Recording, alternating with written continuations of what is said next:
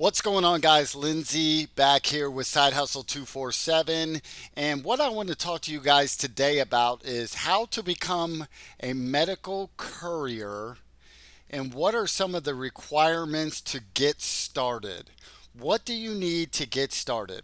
But before I jump into that, make sure and hit that subscribe button.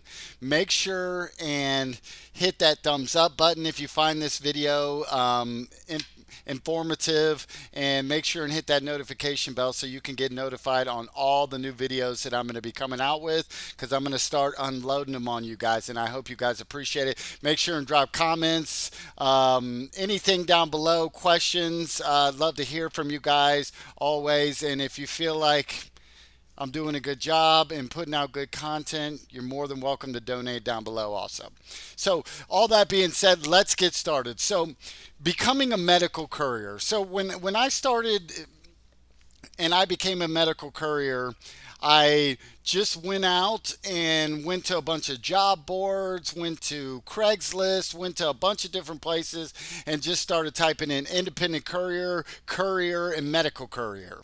So I just applied to a bunch of places, and I eventually ended up finding something that was pretty solid for me. And then from there, I kind of had the process down. But a lot of the questions I get are, what kind of car do I need to get to drive? What are my requirements as far as, your background, your driving record, drug screening, clean driving record, all these different things. Excuse me. So I'm gonna.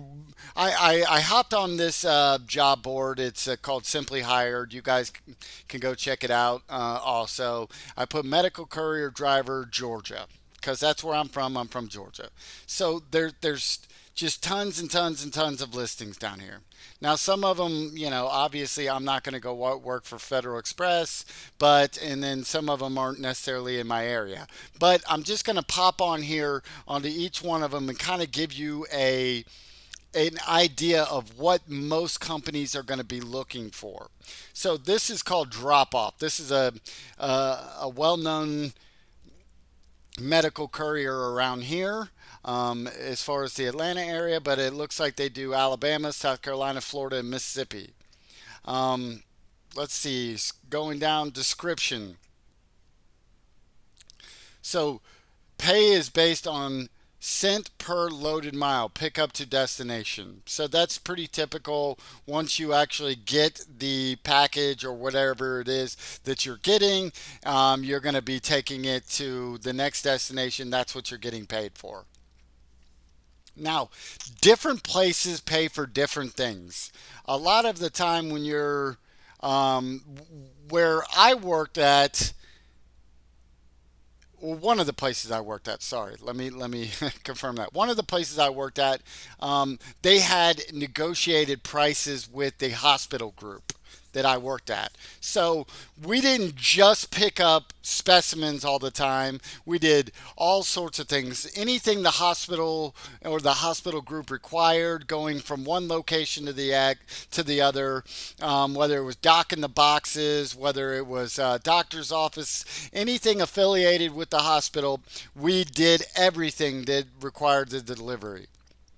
So mail would get delivered to the hospital. We would take it to the different locations. Any of the packages that needed to be taken, we took it from the hospital to all the different locations. Specimens, anything and everything that required. So different things had different prices. Now, that being said, let's get back to what we're actually going to be talking about, which is what you need to get started. So you're going to be a 1099 contractor. A lot of it is on demand. So that's how you normally start off in this business. You start off on demand, kind of being like you turn your phone on for the day, and then they just send you orders from a certain time to a certain time. This particular drop off requires 2+ years experience in the driver courier role. Now, that could be total nonsense. They could allow somebody who's just been doing it 6 months to a year. You never know. I wouldn't necessarily take that. I would apply either way. They prefer medical courier experience. which seems a little silly to me because it's not like it's that big of a deal. This place requires 2010 or newer vehicle. Now, that's pretty standard. They do require your vehicle to be in pretty good shape. Now, if you had a 2009 and it was in excellent condition and ran really well, low mileage, I'm sure they would be fine with it.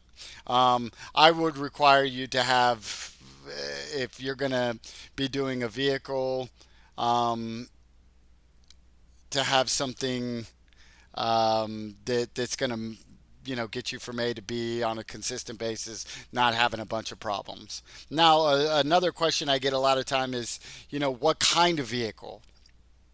So, I had a small four-door Chevy that was pretty compact, and it did fine for me. I couldn't pile a ton of boxes up in it, but every now and then I still did that, and I still piled boxes up and packed that thing to, it couldn't be packed anymore. And sometimes I had to come back and make two trips if it was a short distance, so it wasn't that big of a deal. So I got decent gas mileage, and I still did all right with it. I prefer not to have a bigger vehicle personally because especially right now gas is astronomical, and whether people are whether these companies are paying for your gas, that's up in the air, man. Everybody's kind of struggling, so somebody ends up suffering because of it. So a vehicle,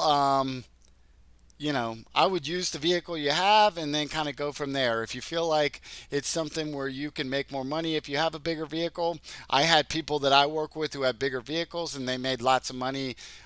They would be constantly picking up packages and anything and everything that they could add on. So that's always an option. Valid driver's license. I think that's pretty standard. Clean driving record. Now, this is clean driving record. Some places require 3 years. Some places require 5 years. Some require 7 years. They're going to do check your driving record.